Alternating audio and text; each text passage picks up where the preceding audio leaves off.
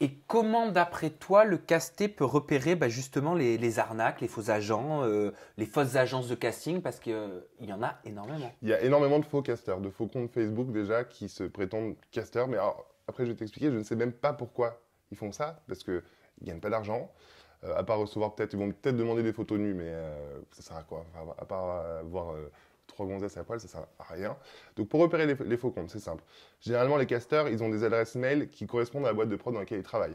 C'est-à-dire que si tu travailles pour Studio 89, tu as une adresse M6. Si tu travailles pour Fremantle, tu as une adresse Fremantle Media. D'accord. Donc ça, c'est déjà un bon truc pour repérer Donc déjà, tu peux checker l'adresse mail. Tu peux dire, alors, cette émission, elle est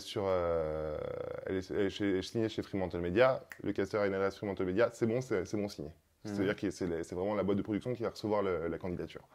Tu peux repérer aussi sur son mur si les anciennes annonces. C'est important de voir si la personne a bossé pour d'autres émissions, pour lesquelles aussi, parce que aussi les casteurs aiment bien mettre en avant qui ils ont trouvé tout ça. Donc c'est un gage de qualité. Tu peux directement contacter la société de prod aussi, parce qu'il nous arrive de créer des adresses Gmail, parce qu'on fait tellement de casting qu'effectivement, si on fait une émission sur le mariage, on va créer une adresse liste mariage 2016, 2018, @gmail.com. Et là, effectivement, il n'y a pas la boîte de prod dedans. Donc, ce qu'il suffit de faire, c'est d'appeler la boîte de prod, de dire effectivement, est-ce qu'il y a une émission qui se prépare là-dessus? Est-ce qu'il y a un tel casteur qui bosse ici? Et voilà. Et est-ce qu'il faut payer pour passer un casting? Jamais. Est-ce qu'un casting est payant? Un casting, c'est gratuit, tout le temps.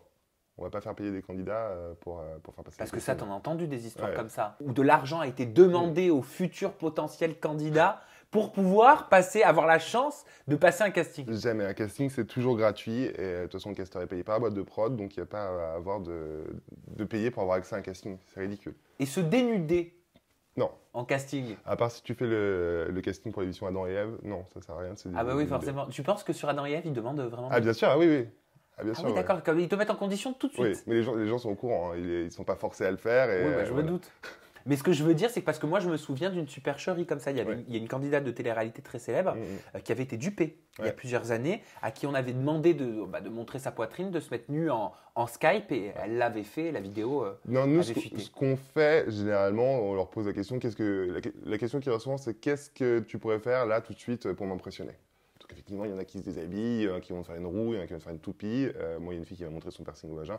Enfin, ils font n'importe quoi. Mais nous, on ne va pas demander à la personne de se mettre à poil. C'est pas possible. Quelles sont les questions les plus piquantes que tu étais susceptible de poser pour obtenir des réactions? En fait, nous, surtout sur les Marseillais, on cherche à les énerver. Voir s'ils se mettent en colère rapidement, parce que c'est quand même des gens sanguins, les gens du Sud. Donc, ce que je faisais sur les Marseillais, c'est quand je cassais un garçon, moi, je critiquais l'OM en permanence. Je parlais du PSG, de l'OM, et elles commençaient à s'énerver. Et même les filles, elles s'énervaient, elles te rentraient dedans. Et là, tu vois tout de suite le tempérament de la personne. Tu te dis. Tu as besoin de voir jusqu'où la personne peut aller, en fait. Son répondant. Si elle s'énerve, si elle a de la répartie, c'est hyper important. Donc, effectivement, on les pique un petit peu. Et je crois qu'ils font ça aussi sur Secret, où ils font semblant de ne pas écouter le candidat ou de faire autre chose. Et voilà, voir comment la personne réagit.